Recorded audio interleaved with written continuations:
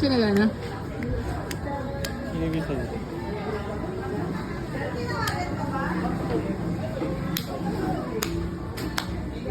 Natang...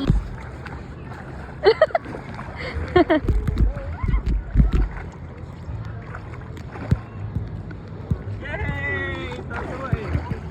Yay! Ayun sila, itingin ka dito.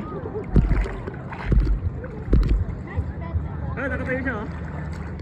Yay! Classing! Punta kayo Daddy. Daddy. Ah! Hindi maalon, no? Nagulat naman si Daddy. Ay, nagulat naman si Daddy.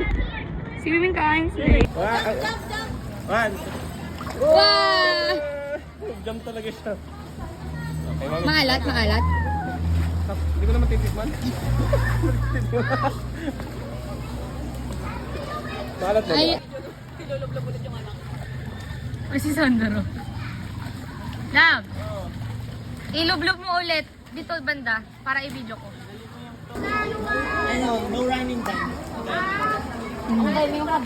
hindi pa nga. Ano yung short mo? Ano yan? Pika.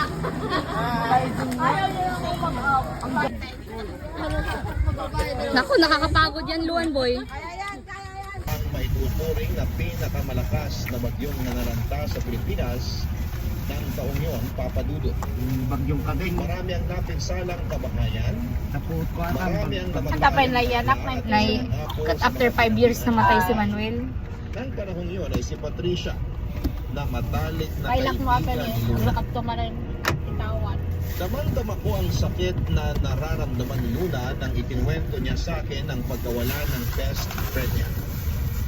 Napakalaki raw kasi ng naging ambag ni Patricia sa buhay ni Luna. At ang lahat ng ito ay araw-araw niyang pinagpapasalamat.